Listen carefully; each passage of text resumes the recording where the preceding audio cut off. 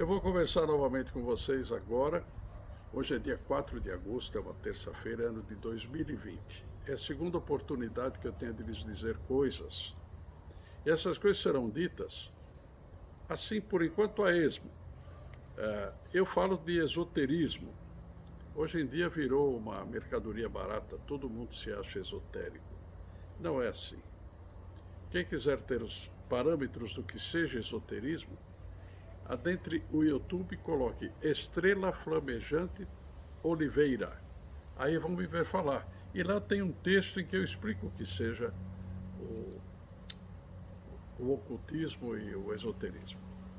Muito bem, nós vamos falar um pouquinho hoje, primeiro de um engano muito grande que a sociedade atual está cometendo.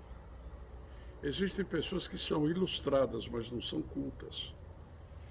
Ilustração é um verniz. Todos podem ter, porque hoje a quantidade de informações é tremenda, basta ter um pouco de memória. A cultura não. Cultura é aquilo que se cultiva, é aquilo que eu me empenho, é aquilo que eu aprofundo. Outrora a palavra cultura vinha de um termo latino que significava o cultivo de plantas, de hortaliças, enfim, agrário.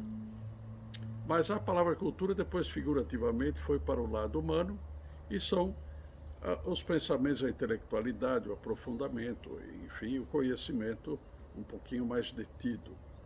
Vocês precisam ter cultura, não é só ilustração. Ilustração muita gente tem, cultura menos gente tem. O que eu quero passar a vocês é o valor da cultura.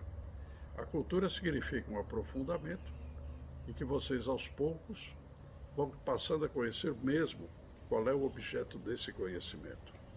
E eu quero muito que vocês se aprofundem culturalmente, porque é a cultura que abre os horizontes impede que a gente fique enganchado, no mau sentido da palavra, com assuntos e temas mal cuidados, que é o que a maioria está fazendo.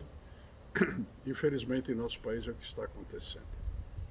Mas hoje eu quero contar a vocês uma passagem muito saborosa, que vai mostrar uma diferença importante, que é a passagem entre Olcott, Henry Steele Olcott e Helena Petrovna Blavatsky. Vão ouvir falar muito em Blavatsky e eu vou colocar muitas coisas, porque é uma luminar do assunto esotérico. Blavatsky prestou uma colaboração fantástica desde o século XIX, que foi o século que ela viveu, e até hoje se lê Blavatsky e pouco se entende de Blavatsky. Eu tenho um caminho que poderia facilitar o entendimento que vocês possam ter de Blavatsky. Mas vamos falar dessa passagem. Ela foi para a Norte América, conheceu o coronel Olcott e se entrelaçaram porque ele era jornalista, advogado, era correspondente de um órgão, e estava investigando assuntos praticamente voltados para o espiritismo. E ela, conversando com ele, eles somaram as coisas e fundaram, em 1875, em Nova York, a Sociedade Teosófica, claro que em Norte América. Muito bem.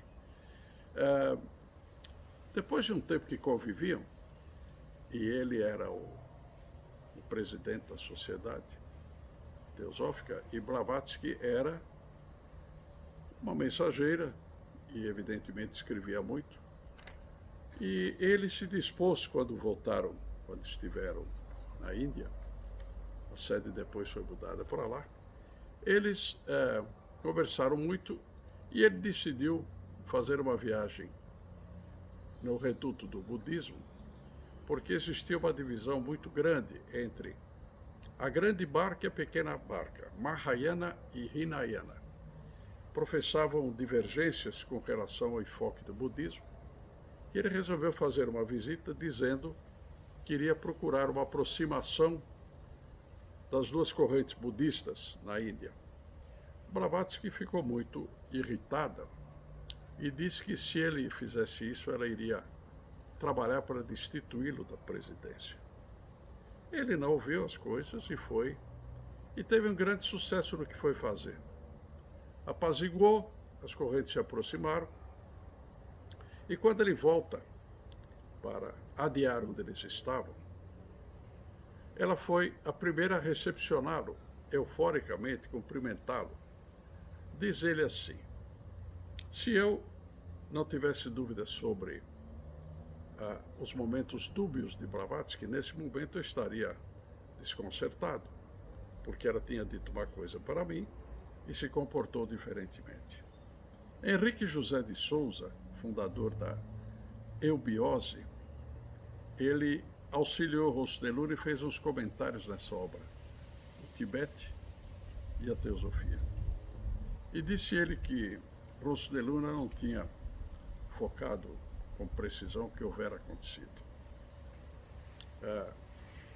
Na ida a tentar a conciliação dos budistas, sem dúvida, Olcott tinha cometido um deslize da linha teosófica.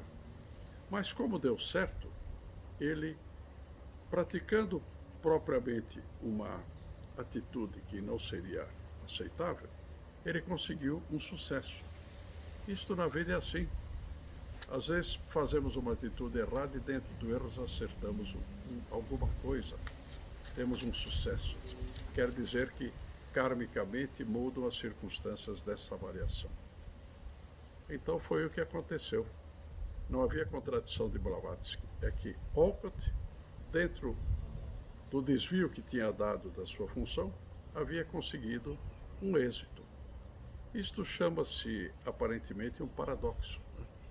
E o paradoxo é muito comum dentro do esoterismo. São duas verdades que se afrontam quando estão nos extremos, mas que são conciliáveis. Aliás, eu cito sempre, e gosto de mencionar esta colocação, que foi de Niels Bohr, dinamarquês, grande físico e sábio também do século XX, que disse assim: o contrário de uma verdade profunda pode ser também uma verdade profunda. Ambas são verdades. Depende da nossa mente e da nossa vocação coracional, porque nós podemos conciliar coisas que são irreconciliáveis dentro da lógica, mas que são conciliáveis dentro da mente abstrata, que é o que nós vamos tentar atingir, a mente abstrata. Muito bem, este é o primeiro momento que eu queria lhes dizer. Existem algumas atitudes para quem pretende adentrar a senda iniciática. Eu não vou lhes passar iniciação. Iniciação depende de outros fatores que se somam. Mas eu vou dar algumas fichas, porque eu passei um processo de iniciação.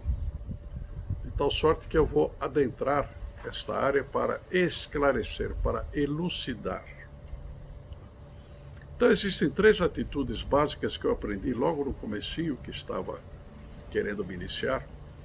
Isto foi nos idos de 1967, 1968, faz muito tempo, né? Já passa de meio século. Existem 3 atitudes básicas que o pretendente precisa adotar. Ele tem que ser, item 1, eclético. Não tem barreiras para ele pesquisar. Ele vai se aproximar da verdade em qual for a área do conhecimento, inclusive esotérico. Ele tem o direito desta pesquisa eclética, ou seja, variada e mudando de focos e de zonas. Então, o ecletismo é o primeiro item. Item 2, analogismo, traçar os paralelos. Interessante que tem um trabalho de Henrique José de Souza, A Minha Mensagem ao Mundo Espiritualista. Ele faz um passeio pelas várias fontes de religiões, inclusive fala dos orixás. Um dia nós vamos falar um pouquinho dos orixás, mas o passeio é vasto. Então você traça analogia, você vê o que parece com aquilo, o que está traçado em paralelo com aquilo outro, e vai aproximando as ideias. A mente é analógica, é o processo mais inteligente da mente, é a analogia. E finalmente sincretista, item 3, tem que fazer as sínteses e encontrar os denominadores comuns dessas sínteses. Com essas sínteses, prosseguindo a analogia e sendo eclético, você está seguro que o seu interior vai começar a responder aquilo que é a sua tônica, e o que está correto, começam a aparecer pontos da verdade que supera a realidade. Realidade é res, rei, é coisa, é fato. Verdade não. Verdade é muito mais abrangente e muito mais ampla. E tendo falado isto, eu vou fechar a minha mensagem de hoje com uma frase do Mahatma Gandhi. Já vou dizer qual seja. Porque Gandhi professava uma yoga e praticava esta yoga. E havia um passo desta yoga, que em sânscrito é ahimsa. Um passo desta yoga que dizia assim: não praticar qualquer ato de violência, quer por palavras, pensamentos ou ações, contra qualquer ser vivente, vírgula, incluindo a si próprio. É o anúncio da paz, né? Então Gandhi professava esta yoga e praticava a yoga, e ele libertou a Índia do jugo inglês. Então vejam bem, vamos repetir a frase. Não há caminho para a paz. A paz é o caminho. Várias frases vamos trazer também de Lao Tse, que foi o grande sábio da China, e que encontra-se no seu livro Tao Te Ching, que significa o caminho. Este é o caminho. E é um caminho que eu quero adotar com vocês. Amplamente, vamos alastrar este caminho. Vamos dar passos de gigantes para fazer de nossa pátria e daqueles que se somarem ao Brasil um esteio para que comece a se implantar entre os homens a paz, sem o que não vamos conseguir uma fraternidade. Agradeço a vocês, obrigado por terem me ouvido. Um abraço.